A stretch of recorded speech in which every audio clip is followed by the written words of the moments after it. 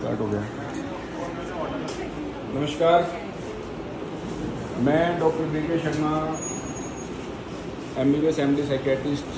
Basically आप लोगों को आज यहाँ इकट्ठा करने का हमारा मेन अभिप्राय क्या है कि अब 26 जून को एंटी ड्रग्स डे की आने वाला है, अभी 26 जून को, ठीक है। और इस एंटी ड्रग डे का मेन हमारा एम क्या होता है कि लोगों को अवेयर करना, जागरूक करना कि भाई नशे की क्या समस्या है, कैसे नशा स्टार्ट होता है, कैसे उसके हमारी बॉडी के ऊपर साइड इफ़ेक्ट होते हैं और क्या क्या सावधानियां हमें बरतनी चाहिए जिसके कारण हम किसी भी व्यक्ति को नशे से बचा सकते हैं। आप सब जानते हैं कि आज हमारी सोसाइटी में जो एडिक्शन की समस्या है, जो नशे की समस्या है, दिनों प्रतिदिन बढ़ती जा रही है। आप देख रहे हैं कितने लोग, शायद ही कुछ फैमिली ऐसी हैं जहाँ पे हमें ये सुनने को नहीं मिलता कि कोई ना कोई रिलेटिव या फैमिली या कोई ना कोई मेंबर किसी न किसी तरह नशा नहीं करता। चाहे वो स्मोकिंग हो, चाहे अल्कोहल हो, चाहे हेरोइन हो, चाहे अफीम हो, किसी भी तरह का कोई भी नशा शायद ही हमें सुनने को मिले कि कोई ना कोई व्यक्ति नहीं करता है। तो इसकी प्रेवलेंस, इसकी मात्रा इतनी ज़्यादा हो गई है कि आप देख सकते हैं कि हमारी जो युवा पीढ़ी है उसके ऊपर से कितना बैड प्रभाव हो रहा है। जो युवा अपनी लाइफ को किसी न किसी अच्छे काम में डाल सकता है, चाहे वो एजुकेशन है, फिर उसके बाद उसका करियर है, उसके बाद उसकी मैरिज होनी है, ठीक है, अपने वर्क के ऊपर, अपनी फैमिली लाइफ के ऊपर फोकस कर सकता है, वो युवा ये सब ना करके हम किसी न किसी नशे की चपेट में आ गया है, जिसके कारण पूरा परिवार कहीं ना कहीं परेशान है। फैमिली की पीस से लेकर इकोनॉमिक कंडीशन तक कंप्रोमाइज़ होती है। ना पैसा खर्चने को रह पाता फैमिली के पास, ना शांति से सो पाते हैं, ना ही किसी काम के ऊपर फोकस कर पाते हैं। नशे को लेकर दिनों प्रतिदिन लड़ाई होती रहती है। फिर उसका ट्रीटमेंट भी कितना जटिल है कि ट्रीटमेंट के लिए पेशेंट को पहले मनाओ, कई पेशेंट तो मानते ही नहीं है, उसके बाद मान जाए तो प्रॉपर ट्रीटमेंट देना, उसको कई बार फिर एडमिट भी करना। सारा प्रोसेस इतना कॉम्प्लेक्स है कि जो फैमिली नशे से पीड़ित है वो इसी चक्कर में परेशान होते रहते हैं डे बाई डे। तो जो ये एंटी ड्रग्स डे है जो आज का है, इसका थीम भी बड़ा अच्छा रखा है इन्होंने इस बार। थीम क्या है कि एविडेंस इज क्लियर, कि प्रिवेंशन के ऊपर फोकस करना है, फोकस ऑन प्रिवेंशन।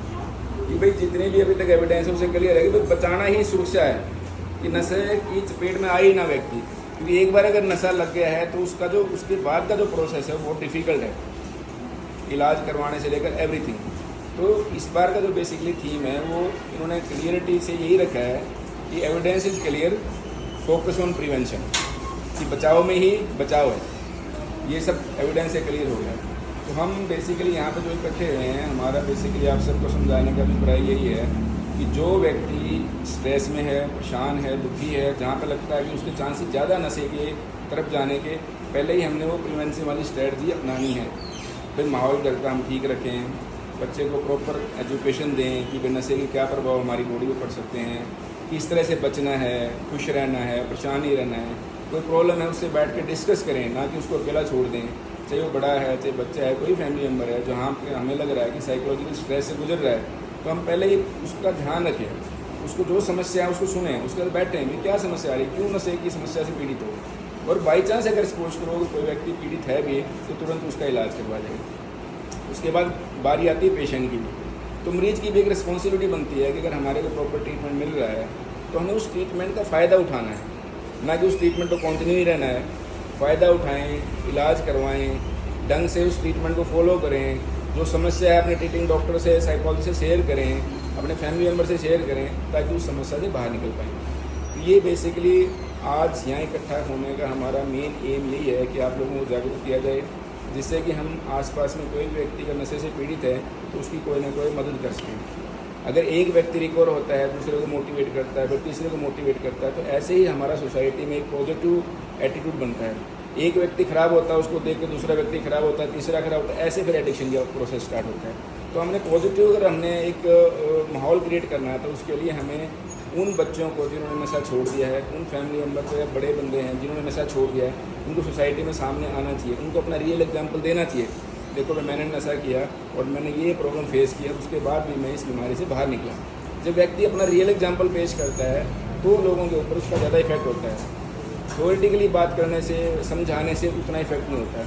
तो इसलिए हमने अभी कुछ बच्चों को बुलाया है जिन्होंने नशा छोड़ दिया है। तो आने वाले टाइम में 2-3 दिन में वो भी इकट्ठे होंगे। हम एक वर्कशॉप करने के मूड में हैं जहाँ पर हम काफ़ी सारे लोग इकट्ठा करने के मूड में हैं, बाद सबको इन्विटेशन दे रखा है। तो हम चाहते हैं कि सारे लोग मिलकर इस दिशा में हम सब अग्रसर हों, हम सब इस दिशा में प्रयत्न करें, कोशिश करें, जिससे कि हम कुछ ना कुछ पॉजिटिव मैसेज सोसाइटी को दे पाएँ, कुछ ना कुछ उस व्यक्ति की जो नशा करता है हेल्प कर पाएँ। धन्यवाद। जय हिंद।